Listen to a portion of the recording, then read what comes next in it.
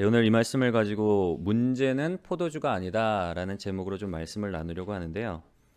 이제 대선이 정말 코앞에 다가왔죠. 10일 이제 남았죠. 네, 10일 정도 남았는데 보통 선거 운동을 하면 각 정당의 어떤 후보들이 각자의 어떤 그 캐치플레이를 만들어요. 선거 운동을 할 때 각자의 어떤 고유한 그 캐치플레이를 만들어서 선거 운동을 하는데 1992년입니다. 굉장히 오래된 이야기예요. 1992년 그 미국 대통령 선거에서 클린턴 대통령이 당선이 됐잖아요. 이 클린턴 대통령이 그 당시에 그 누구랑 경합을 벌였는가 하면 당시 현직 대통령이었던 조지 부시 대통령과 경합을 벌였어요. 근데 뭐 객관적인 상황으로 놓고 보면 현직 대통령이니까 굉장히 부시 대통령이 더 유리한 상황인데 그럼에도 불구하고 클린턴 대통령이 승기를 잡을 수 있었던 그 이유 중에 한 가지는 뭔가 하면 캐치플레이를 기가 막히게 잘 잡았어요. 그때 이 클린턴 대통령의 진영에서 내세운 그 캐치플레이가 뭔가 하면 이거예요. Is the economy stupid? 무슨 뜻인가 하면 멍청아, 문제는 경제야. 그런 의미예요. 이게 무슨 의미인가 하면 어떤 의미가 있는가 하면 당시에 이제 부시 대통령이 걸프전을 치렀잖아요. 그래서 그런 어떤 걸프전에 관련된 어떤 국제 정세를 가지고 어필을 했어요. 국민들에게. 그 1991년 3월 부시 대통령의 그 업무 수행 지지율이 몇 퍼센트에 다다랐는가 하면 약 90%에 다다랐대요. 그런데 이듬해인 1992년 8월에는 사람들이 얼마만큼 그 돌아섰는가 하면 지지율이 90%에서 64%로 그래도 굉장히 높은 지지율이기는 해요. 많이 떨어진 거예요. 이 여론조사가 뭘 반영을 했는가 하면 사람들은 뭐 멀리 있는 국제적인 어떤 문제, 걸프전, 우리나라밖에 문제가 아닌 국내의 어떤 불황, 국내의 실업 문제에 더 많은 관심을 갖고 있었던 거예요. 클린턴 대통령이 이거를 간파를 한 거예요. 그래서 내건 캐치플레이가 Is the economy stupid? 왜 뭐 국제적인 어떤 문제가 아니라 진짜 문제는 뭐라고요? 경제적인 문제다. 국민들은 지금 배고파 죽겠는데 실업으로 인해서 힘든데 불황이 문제인데 무슨 소리냐. 이 캐치플레이로 인해서 승기를 잡고 대통령이 됐습니다. 여러분 오늘 말씀은 예수님께서 이제 갈릴리 가나 혼인잔치에 참석하신 때의 그 일을 기록하고 있는데요. 가나의 혼인잔치에 예수님의 어머니 마리아와 그리고 예수님과 제자들이 참석을 하셨어요. 보통 유대의 결혼식은 일주일 동안 진행이 됐대요. 굉장히 오래 하죠. 일주일 동안 결혼식을 하고 피로연이 일주일 동안 진행이 되는 거예요. 그러다 보니까 이제 결혼을 준비하는 사람들은 결혼식뿐만 아니라 일주일간의 피로연에 그 사용될 음식과 포도주를 넉넉하게 준비를 했대요. 근데 오늘 말씀해 보면은 예수님께서 참석하신 결혼식에서는 잔치 중간에 포도주가 떨어지는 그런 불상사가 일어나게 됩니다. 축제의 자리에 그것도 이제 막 피로연의 분위기가 막 한창 절정에 다다라서 사람들이 술에 취하고 흥에 취해서 막 기분 좋게 있는 그때의 포도주가 떨어졌다는 건 무엇을 의미하는가 하면 잔치에 축제에 찬물을 끼얹는 것과 같은 그런 상황이 이제 도래를 하게 된 거죠. 그런데 오늘 우리가 살펴보려고 하는 것은 과연 축제의 분위기를 망치는 게 단순히 포도주의 부족으로 인해서 축제의 잔치를 망치는가? 그런 문제를 좀 살펴보려고 하는 거예요. 축제를 망치는 게 단순히 포도주가 떨어져서 축제의 분위기가 찬물을 끼얹는 것처럼 그렇게 사그라드는 걸까? 우리의 인생에 있어서도 마찬가지죠. 우리의 인생 가운데 무언가 부족해서, 뭐 건강이 부족해서, 재물이 부족해서, 아니면 어떤 다른 것이 부족해서 우리의 인생 가운데 우리가 진짜 우리의 삶을 축제처럼 즐기지 못하고 누리지 못하고 어떤 문제 가운데 가슴 졸이며 살아가는 걸까? 오늘 가나의 혼인잔치에 진짜 문제가 뭔가를 좀 살펴봄으로 인해서 우리의 인생 가운데서 우리가 축제의 삶, 하나님께서 우리를 위해서 예비해 놓으신 정말 자녀됨의 그 양자됨의 축복을 누리지 못하는 삶의 장애가 뭔가를 좀 한번 살펴보려고 합니다. 진짜 문제는 포도주가 부족한 게 아니라 인생의 축제를 망칠 수 있는 진짜 문제는 뭔가? 우리가 축제, 우리의 삶을 축제로 누리지 못하는 진짜 문제는 뭔가 하면, 네. 한번 우리 같이 읽어볼까요? 시작. 능력 밖의 일을 감당하려고 하는 것이 문제다. 네. 축제를 망치는 진짜 요인은 뭔가 하면 포도주가 떨어져서 그런 게 아니에요. 가나의 혼인잔치에서 포도주가 떨어져서 그 축제 막 한참 막 흥이 오르고 사람들이 기분 좋았던 그 축제 분위기가 사그라드는 게 아니라, 포도주가 떨어져서 그런 게 아니라 진짜 근본적인 문제는 뭐라고요? 능력 밖의 일을 감당하려고 하다 보니까 문제인 거예요. 문화나 아니면 문명이 발달한 나라이든지 간에 여러분, 아니면 그 뭐 우리나라처럼 뭐 이렇게 좀 발달한 나라, 뭐 미국이나 선진국들뿐만 아니라 경제적으로 부유한 나라들뿐만 아니라 아프리카의 원시 부족들도 보면은 결혼이라는 이 어떤 예식, 결혼식만큼은 전 세계적으로 다 축제의 분위기예요. 여러분, 결혼식 하는데 뭐 장례식처럼 치르는 어떤 뭐 문화나 어떤 부족들 보신 적 있으세요? 잘 살건 못 살건 뭐 선진국이건 아니면 아프리카의 오지 부족이건 결혼식만큼은 다 축제의 분위기란 말이에요. 그것뿐만 아니라 결혼식은 나름대로 각자의 어떤 뭐 다 축제의 분위기일 뿐만 아니라 결혼식에 관련돼서 나름대로의 어떤 풍습들이 있어요. 결혼 풍습이 있단 말이에요. 우리나라도 옛날에 어떤 옛날 그 전통 혼례를 보면 나름대로의 어떤 전통이 있고 방식이 있고, 뭐 이바지 우리 하는 거 있잖아요. 결혼 전에 뭐 그거 뭐 예물 서로 교환하고 뭐 이런 어떤 나름대로 우리만의 어떤 전통 풍습이 있단 말이에요. 풍습이 있다는 건 뭘까요, 여러분? 정해진 기준과 어떤 정해진 그 절차가 있다는 거예요.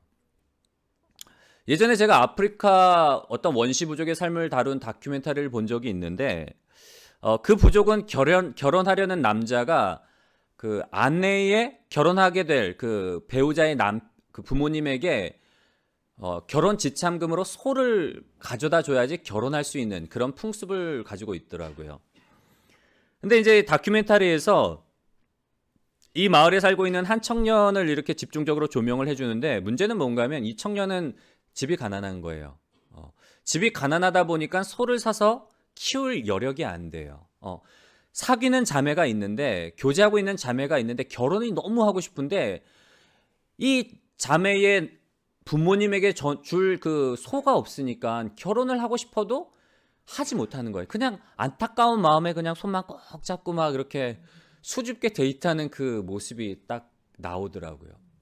이 청년이 결혼할 수 있는 유일한 방법은 뭔가 하면 소를 마련해야 되는데 자력으로는 소를 마련할 수가 없잖아요.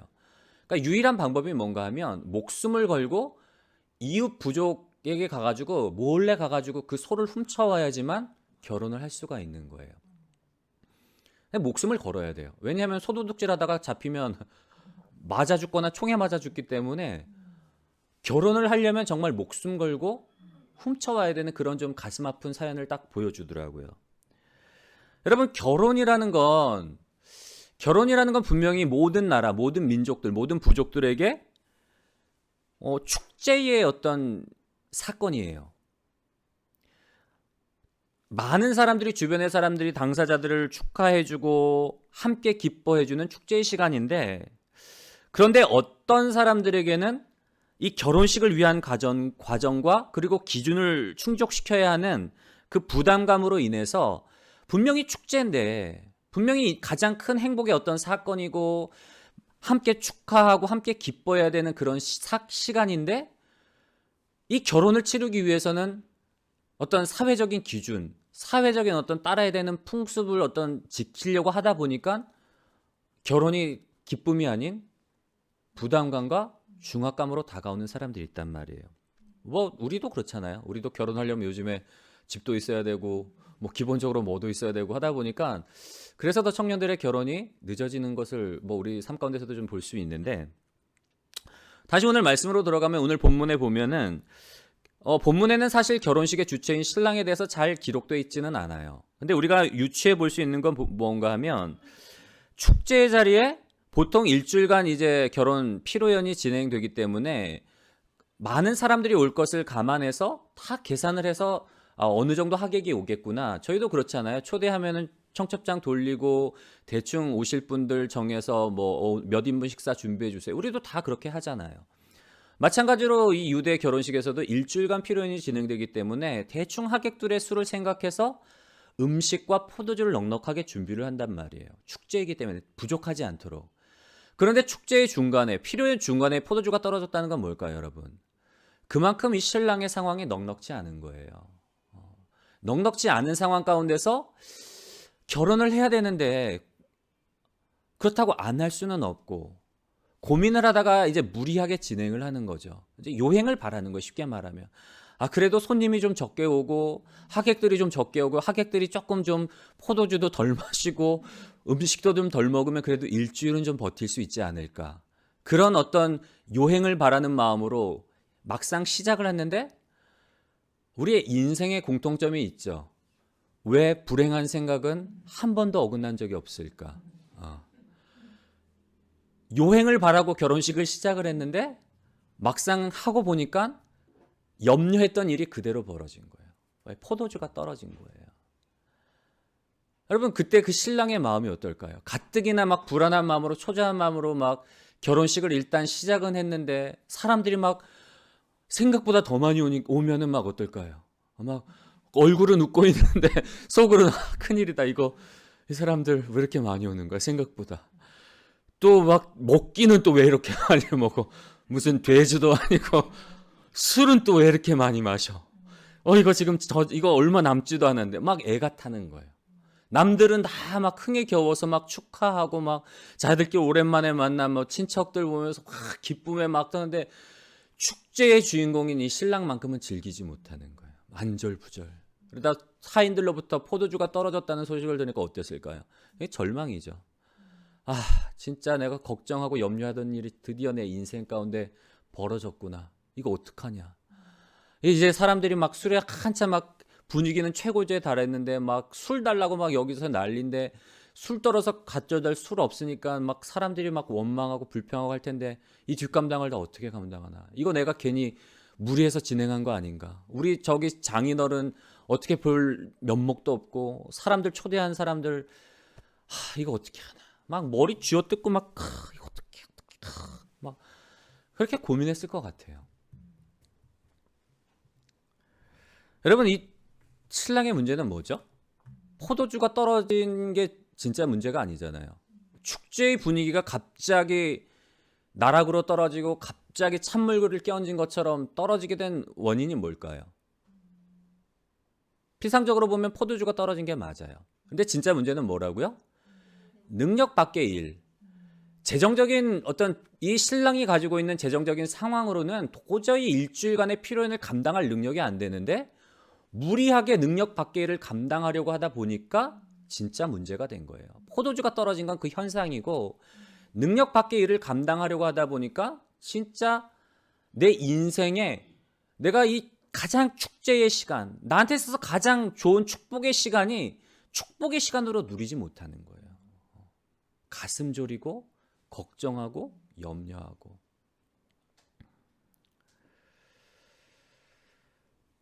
여러분 우리의 삶 가운데서도 마찬가지예요.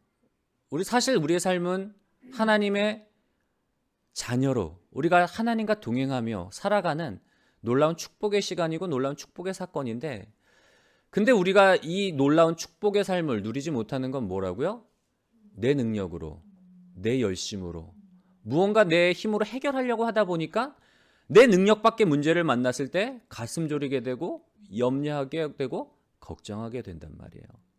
우리의 문제에 있어서도 똑같아요. 내 능력 밖의 일을 감당하려고 하니까 삶이 힘들어지고 축제가 아닌 고통이요, 슬픔이요, 걱정과 염려가 가득한 삶을 살아갈 수밖에 없는 거예요. 여러분 이럴 때 어떻게 해야 될까요? 옛날에만 해도 소시적에 참 이 시가 많이 인용된 적이 있었어요. 그 알렉산드로 푸시킨의 시 중에 삶이 그대를 속일지라도 우리 저기 집사님 권사님들 옛날에 많이 들어보시죠. 요즘에는 이거 잘 인용이 안 되더라고요. 우리 한번 오랜만에 그 젊을 때의 그 감성을 한번 떠올리며 한번 같이 읽어볼까요? 시작. 삶이 그대를 속일지라도 슬퍼하거나 노여하지 말라. 절망의 나날 참고 견디면 기쁨의 날 반드시 찾아오리라. 마음은 미래에 살고 현재는 언제나 슬픈 법. 모든 것은 한순간 사라지지만 가버린 것은 마음에 소중하리라. 네. 은혜로우시죠. 러시아 시인인 그 푸시킨의 삶이 그대를 속일지라도라는 그 시예요. 진짜 오랜만에 보잖아요. 삶이 그대를 속일지라도 슬퍼하거나 노여하지 말라. 왜 이렇게 공감이 돼요? 절망의 나날 참고 견디면 기쁨의 날 반드시 찾아오리라. 마음은 미래에 살고 현재는 언제나 슬픈 법. 모든 것은 한순간 사라지지만 가버린 것은 마음에 소중하리라. 여기 보면은 참고 견디면 기쁨의 날 반드시 찾아오리라. 지금은 너무 힘든데, 지금은 너무 슬픈데, 마음은 미래에 있다는 거야. 미래는 좋아질 거야. 내일이면 좀 좋아지겠지. 여러분, 이런 마음으로 살아가야 될까요? 이거는 뭔가 하면 왜 안 되지? 근데 희망 고문이에요. 현재는 슬픈데, 현재는 너무 힘든데, 내일은 좀 좋아지겠지. 내일은 내 인생에 해가 찾아오겠지. 쨍하고 해뜰 날이 오겠지. 이렇게 생각하는 건 요즘 젊은 사람들이 말하는 희망 고문이에요. 희망 고문. 오늘 말씀해 보면은 어떻게 문제가 해결이 됐죠? 내 능력 밖의 일을 감당하려고 하다 보니까 삶이 축제가 되지 못하고 삶이 힘들고 고난이고 가슴 졸이는 삶이었는데 언제 축제의 삶을 누리게 됐나요? 다른 게 아니에요. 예수님이 하객이 아닌 축제의 주관자가 되었을 때 기적이 일어났단 말이에요. 사실은 예수님이 그 잔치에 손님으로 갔어요. 그냥 축하해주고 축복해주고 제자들과 함께 마시면서 오랜만에 예수님도 좀 릴렉스 하면서 조금 쉬려고 가셨는데 마리아가 넌지시 부탁을 하잖아요. 어머 예수야 이거 어떡하면 좋으니 포도주가 떨어졌댄다. 포도주를 만들어 달라고도 안 해요. 넌지시 어머 어쩌니 어쩌면 좋으니 큰일이다 얘. 그러니까 예수님이 뭐라고 말씀하시죠? 여자여 나와 무슨 상관이 있나이까. 굉장히 매정하게 느껴져요. 이 말씀만 들어보면. 우리가 누군가에게 뭔가 어려움이 있을 때 도움을 청해요. 미안한데 나 이거 정말 이게 너무 나 이거 해야 되는데 나는 못하게 이거 좀 도와줄 수 있어? 누군가에 부탁을 했는데 딱 정색을 하면서 그게 나랑 무슨 상관이 있어? 그러면 여러분 그거 얼마나 막 매몰찬 거예요. 예수님의 반응이 참 매몰차게 느껴질 수도 있어요. 더군다나 예수님이 내 때가 아직 이르지 않았다고. 한편으로 보면 우리가 예수님이 좀 거절하신 것 같지만 그런데 뭐 하시죠? 예수님이 결국에는 물로 포도주를 만들므로 인해서 기적이 일어남으로 인해서 이 신랑한테 있어서는 진짜 막 머리 싸매고 이거 어떻게 하나 이제 큰일 났다 했는데 갑자기 연회장이 부르는 거예요. 부르더니만 자기는 막 욕하려고 부른 줄 알고 얼마나 가슴 졸이며 갔겠어요. 잔치를 뭐 이따위로 하냐고 포도주도 제대로 안 해놓고 이거 어떡하면 좋냐고 한 소리 들을 줄 알고 갔는데 갑자기 연회장이 막 친근하게 다가오더니 막 대단하다고 내가 이제껏 이런 잔치 처음 본다고. 아니 세상에 어떻게 다른 잔치집 다른 결혼식장을 가면 처음에만 좋은 거 내놓고 나중에는 가장 싸구려 포도주를 내놓는데 어떻게 이 집은 처음보다 나중에 더 좋은 포도주를 낼 수가 있냐. 나 이런 잔치는 내가 진짜 처음 본다고. 진짜 대단하다고. 여러분 그 소리를 들었을 때 이 신랑이 얼마나 막 진짜 복음이죠. 그때부터는 이 신랑이 이제는 마음껏 잔치를 즐기는 거예요. 가슴 졸였던 그 축제가 아닌 가슴 졸였던 그 사건이 진짜 축제가 되는 거예요. 이제는 기쁨으로 막 더 드시라고. 더 드시라고. 더 드시라고. 언제 그런 역사가 일어나요? 예수님이 하객이 아닌 내 삶의 주관자가 될 때 이런 역사가 일어난다는 것. 여러분 오늘 우리가 말씀을 좀 기억했으면 좋겠습니다. 우리의 인생 가운데 진짜 문제는 뭐라고요? 무언가 부족해서 무언가 문제가 생겨서 그 문제가 아니라 우리의 진짜 문제는 뭐라고요? 내 능력 밖의 일을 내가 감당하려고 하니까 문제인 거예요. 누구에게 맡기라고요? 예수님께 맡기는 거예요. 예수님이 하객이 아닌 손님이 아닌 예수님 내 삶의 주관자가 되어주세요. 내 인생의 주관자가 예수님이 되어주세요. 내 인생을 주님께서 계획하시고 내 인생을 축제의 자리로 예수님께서 만들어주세요. 내가 계획하면 엉망진창이고 내가 계획하면 서투르고 내가 계획하면 다 문제, 나는 똥손이라서 만지는 것마다 다 꼬이고 만지는 것마다 다 문제지만 예수님은 금손이시잖아요. 예수님이 내 인생을 계획해 주세요. 여러분, 예수님께 맡기시는 복된 여러분들 되시기를 주님의 이름으로 간절히 소원합니다. 두 번째로 우리의 인생, 우리가 진짜 우리의 인생이 축제되지 못하게 하는 두 번째 그 원인은 뭔가 하면, 문제는 뭔가 하면, 인생의 축제를 망칠 수 있는 진짜 문제는 무엇일까? 우리 한번 같이 볼까요? 시작. 본질을 잃어버린 것이 진짜 문제다. 예, 본질을 잃어버린 게 진짜 문제예요. 여러분, 제가 여러분께 한번 질문을 드려볼게요. 여러분, 결혼식이 중요할까요? 아니면 피로연이 중요할까요? 당연히 결혼식이 중요한 거예요. 피로연은 결혼식을 축하하기 위해서 하는 어떤 그 다음 스테이지지, 진짜 본질, 진짜 핵심은 결혼식이란 말이에요. 결혼식은 두 사람이 한 몸을 이루어서 이제 하나님과 연합을 이루는 그 과정의 시작이에요. 부모를 떠나서 두 사람이 한 몸이 되는 과정, 두 사람이 한 몸이 되어서 하나님과 연합을 이루는 게 진짜 결혼이에요. 두 사람은 단순히 두 사람의 어떤 육체적인 결합, 두 사람이 하나 되는 게 거기서 끝나는 게 아니라, 신앙적인 결혼식은 이제 우리가 하나님의 형상대로 지음받았단 말이에요. 하나님의 형상대로 남자와 여자를 지으셔서 남자가 한 몸을 이룸으로 인해서 온전한 하나님의 형상이 되는 거예요.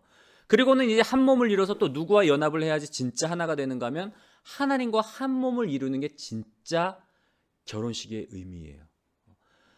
그것을 축하하는 게 피로연이란 말이에요.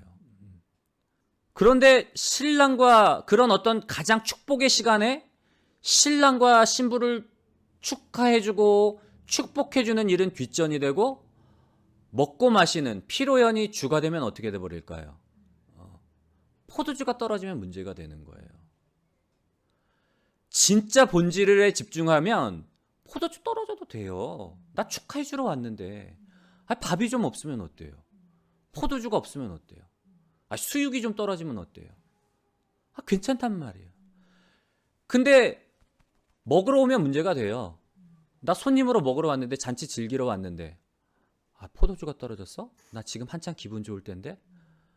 화가 난단 말이에요. 나 손님으로 왔는데 나를 이렇게 대접해? 축하해주러 간 자리잖아요. 내가 주인공이 아니잖아요. 주인공은 신랑 신부잖아요. 난 축복해주러 가고 축하해주러 간 자리인데, 내가 먹으러 간 자리가 되면, 즐기러 간 자리가 되면 포도주가 떨어지는 게 문제가 되고, 내가 손님으로서 대접받지 못하는 게 문제가 된단 말이에요. 진짜 문제는 어디서 나온다고요? 본질을 잃어버리면 문제가 되는 거예요. 여러분, 우리의 삶의 문제는, 우리의 삶의 본질은 먹고 사는 문제가 전부가 아니란 말이에요. 우리가 어제 말씀 테스트 나가겠습니다. 여러분, 어제 성경 통독을 잘 하셨는지 못 하셨는지. 어제 말씀이 뭐였죠?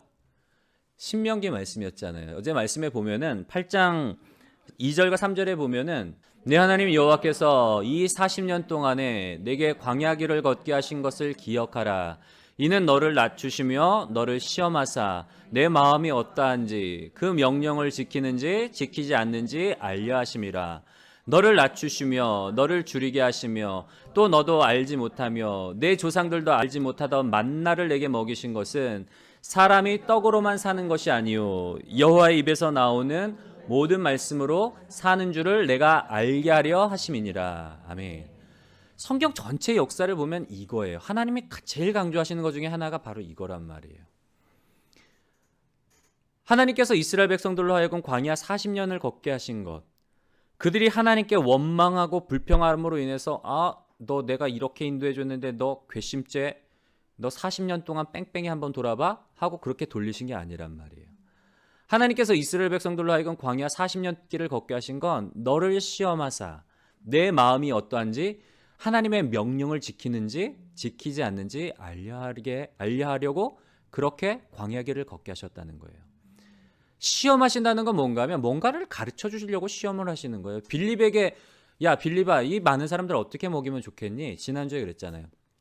빌립을 시험하사 물어보세요. 그건 뭐라고요? 네 능력으로는 할 수 없지만 나는 할 수 있단다. 예수님이 그거 가르쳐 주시려고 했단 말이에요. 마찬가지예요. 오늘 이스라엘 백성들로 하여금 광야 40년 길을 걷게 하신 건 그들이 하나님의 명령을 지키는지 안 지키는지 그거를 보려고 하시는데 그 목적은 교육의 목적이에요. 사람이 떡으로만 사는 것이 아니요 여호와 입에서 나오는 모든 말씀으로 사는 줄을 내가 알게 하려 함이라. 여러분 인생의 문제는 먹고 사는 문제가 전부가 아니에요. 신약에 와서도 예수님이 누누이 강조하잖아요. 무엇을 먹을까 무엇을 마실까 입을까 염려하고 걱정하지 마라. 하늘에 계신 너희 아버지께서 이 모든 필요가 너희에게 다 필요하다는 걸 이미 알고 있다. 그럼에도 불구하고 너희는 무엇을 구해야 되는가 하면 그렇기 때문에 너희가 무엇을 구해야 되는가 하면 무엇을 먹을까 마실까 입을까 염려하고 걱정하지 말고 그거에 매여 살지 말고 먼저 주의 나라와 주의 의를 구하라. 그리하면 이 모든 것을 너희에게 더하시리라. 우리의 인생의 문제가 단순히 먹고 사는 거의 문제가 아니란 말이에요. 진짜 문제는 뭐라고요? 하나님과의 관계의 문제예요. 연합의 문제예요.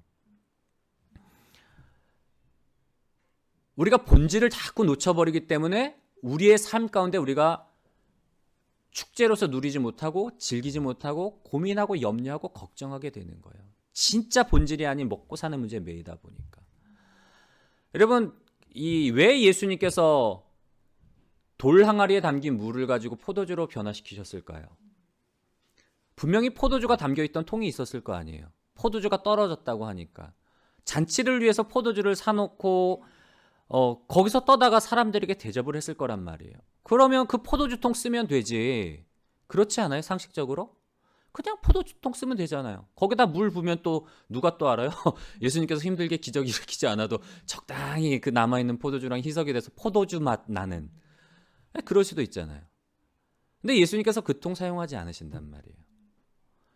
정결 예식에 쓰이는 물이 담긴 돌 항아리에 담긴 물을 쓰세요. 의미가 다 있어요. 여러분 정결 예식이라는 건 뭔가 하면 당시 율법이 사람들의 삶의 어떤 기준이 됐어요. 율법에 보면은 밖에 나가서 활동하다 보면은 혹시 부지 중에 우리가 부정한 것을 접촉할 수 있기 때문에 집에 들어갈 때는 반드시 물로 씻어요. 음식을 먹기 전에 꿈치부터 손까지 다 씻고 밟고 다녔던 발도 씻고 그런 후에 식사를 한단 말이에요. 그게 정결 예식이에요. 율법에 기록이 되어 있는 거예요. 유대인들은 무엇에 집중하며 살았죠? 율법을 지키는 일에 목숨을 걸었단 말이에요. 근데 여러분 사실 율법을 주신 이유는 뭐예요? 지키는 건 맞아요. 율법을 지키는 건데 율법을 주신 이유는 뭔가 하면 하나님과의 관계를 위해서 율법을 지키셨단 말이에요. 너희는 이 악한 세대를 본받지 말고 마음으로 변화를 받아 하나님의 선하시고 기뻐하시고 온전하신 이 뜻이 무엇인지 분별하도록 하라. 율법이 있어야지 뭔가 기준이 있어야지 하나님의 선하시고 기뻐하시고 온전하신 뜻이 무엇인지 알잖아요. 하나님의 마음이 뭘까? 하나님이 무엇을 기뻐할까? 그걸 알 수 있는 기준이 율법이란 말이에요. 법을 주셨어요. 이거 하지 마라. 이거 해라. 하나님이 우리에게 주신 법은 단순히 지켜 행하라는 것 그거보다 더 넘어서서 어떤 의미가 있는가 하면 그게 하나님의 마음이라는 거예요.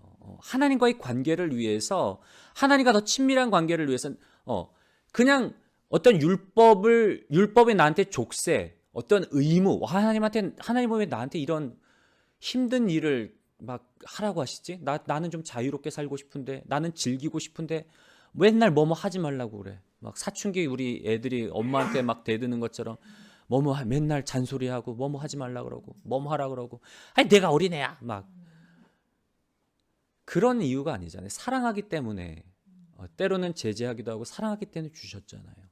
근데 문제는 뭐라고요? 본질을 잃어버린 거예요. 율법을 마치 내가 지켜 행함으로 사람들에게 내 의를 드러내고 하나님과의 관계가 아닌 사람들에게 나 이렇게 율법 나 1에서부터 100까지 나 완벽하게 지켰어. 나 perfect man. 나 완벽한 사람이야. 나를 드러내려고 하는 게 아니잖아요. 돌 항아리 정결 예식에 따라 씻는 그 물이 담긴 항아리에 담긴 물을 가지고 예수님께서 포도주로 만드셨다는 건 뭔가 하면 정결 예식에서는 그 물을 가지고 뭐 하죠, 여러분? 겉에만 씻을 수 있잖아요. 겉에만 씻는 거예요. 표면적인 거예요. 그런데 예수님은 포도주, 그 물이, 그 정결 예식에 쓰이는 물이 포도주가 됐다는 건 어떤 의미가 있는가 하면, 그 물은, 율법은 우리의 겉만 번드르르하게 치장할 수 있지만, 물론 원래의 의미는 하나님과 더 관계를 위해서, 내가 하나님을 사랑함으로 지키면 괜찮아요. 그 원래의 의도가 그거예요. 내가 하나님을 사랑하기 때문에 하나님이 기뻐하시는 일, 내가 그거에 맞추려고 지키는 건 그 원래의 의도지만, 문제는 뭐라고요? 사람들이 그 의도를 벗어나서 자기 의의를 세우고 내가 지켜 행함으로 뭐 마치 보상처럼, 나 이거 행했으니까, 나 이거 지켰으니까 하나님이 나한테 복 주세요. 변질이 되니까 문제란 말이에요. 율법은 근데 우리의 겉밖에 해결할 수가 없어요. 겉의 문제, 겉만 씻을 수 있지만, 그런데 예수님은 우리의 속사람을 변화시킨단 말이에요. 우리는 본질상 우리 하나님의 뜻에 일치할 수 없는 죄인이에요. 날 때부터 죄인이기 때문에. 날 때부터 범죄했고 날 때부터 부패해서 하나님의 뜻에 일치할 수 없는 게 우리의 문제란 말이에요. 그런데 예수님께서 십자가상에서 우리의 모든 죄를 감당하시고 죽으시고 부활하심으로 말미암아 누구든지 믿기만 하면 우리를 의롭다 여겨주시고 우리를 거듭나는 중생의 사람으로 우리를 변화시켜 주시기 때문에, 이제는 우리가 하나님의 뜻에 일치해서 진짜 축제의 삶을 살아갈 수 있다는 것, 그런 의미가 이 안에 있는 거예요.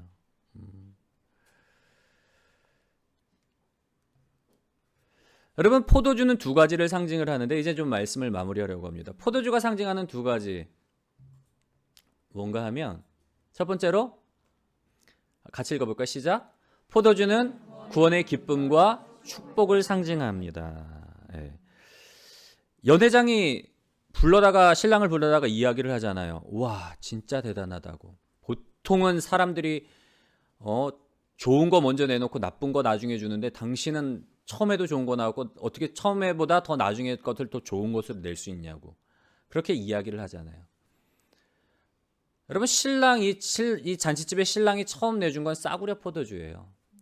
이 사람이, 이거는 뭔가 하면 자기의 능력, 자기의 힘으로는 해봐야 싸구려 포도주밖에 내올 수 없어요.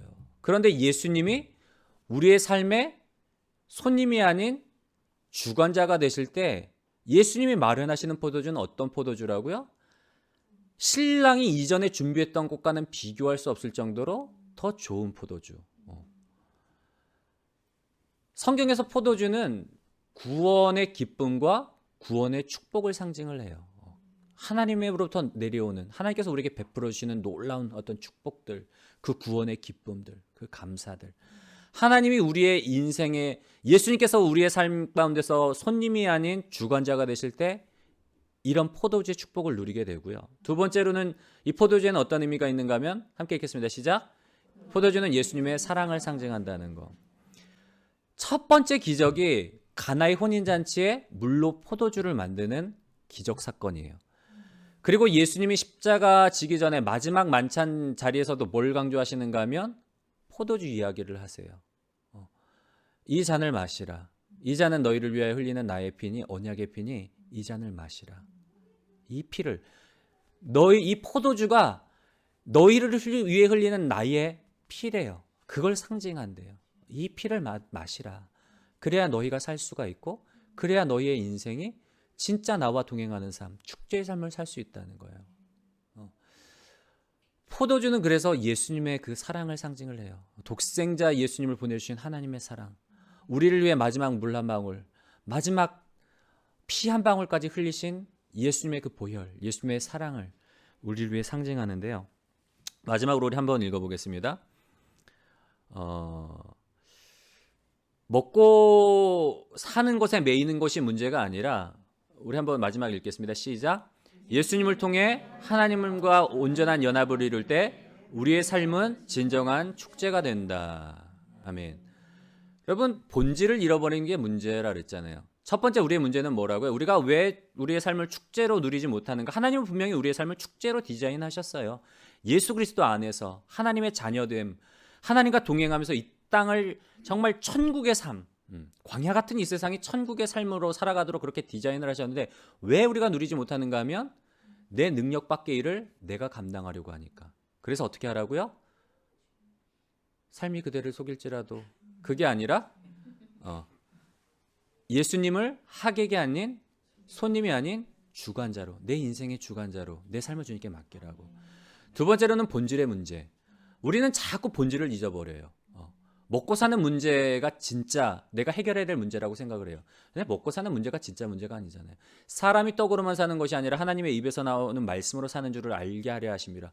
무엇을 먹을까 입을까 염려하지 말고 먼저 그의 나라와 의를 구하라. 하나님과의 관계를 구하라는 거예요. 진짜 문제는 뭔가 하면 우리가 하나님으로부터 떠나 있기 때문에 문제가 되는 거예요. 하나님 안에 있으면 자녀인데 아들을 내어주시니가 어찌 아들과 함께 모든 것들을 너에게 주시지 않겠느냐. 독생자 예수 하나밖에 없는 아들을 주실 정도로 우리를 사랑하신다면 그 외에 다른 것들 너에게 주시지 않겠느냐. 너희가 악할지라도 너희 자녀에게 너희 중에 누가 자녀가 떡을 달라 하면 돌을 주며 생선을 달라 하면 뱀을 줄 자가 있느냐. 너희가 악한 도적일지라도 자녀에겐 좋은 것을 줄 알거든. 하물며 하늘에 계신 아버지께서 너희에게 자녀에게 좋은 것을 주지 않겠느냐. 구하는 자에게 성령을 주시지 않겠느냐. 여러분 진짜 문제는 뭐라고요? 우리가 본질을 잃어버렸기 때문에 문제가 되는 거예요. 진짜 우리의 삶은, 진짜 결혼식은 예수님과 결혼하는 게 우리의 삶의 우리가 본질이고 목적인 거예요. 예수님 안에서 하나님과 연합하는 것이 우리의 삶의 목적이란 말이에요. 진짜 잔치가 그거예요. 피로연의 그 포도주가 아닌 성공, 안정, 자녀들 이거는 보너스란 말이에요. 진짜 주는 뭐라고요? 하나님과의 연합이에요. 예수 그리스도 안에서 하나님과 연합되어 그 사랑의 교제를 누리는 거. 우리가 본질을 잃어버리기 때문에 우리가 축제를 누리지 못하는 거. 그래서 예수님을 통해 하나님과 온전한 연합을 이룰 때에 우리의 삶이 진정한 축제가 된다는 것 여러분 기억하셨으면 좋겠고요. 축제의 삶을 누리시는 여러분 되시기를 주님의 이름으로 간절히 소원합니다.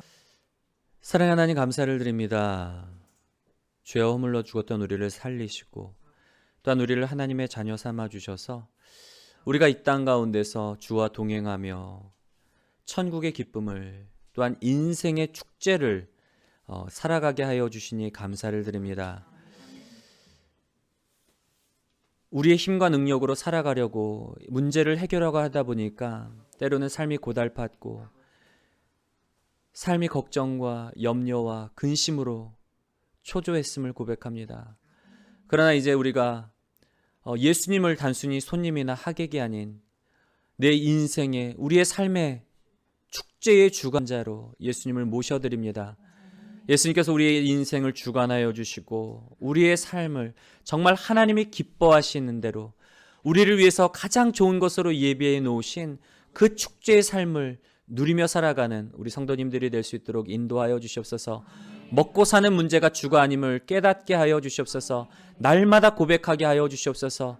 우리의 목적이, 우리의 목표가 예수 그리스도 안에서 하나님과 연합을 이루는 것임을 잊지 않게 하여 주시옵시고 본질에 집중함으로 인해서 진정 하나님을 바라봄으로 인해서 주 말씀 향하여 주의 얼굴을 구하여 나감으로 인해서 축제의 삶을 살아가는 우리 모든 성도님들 될 수 있도록 인도하여 주시옵소서.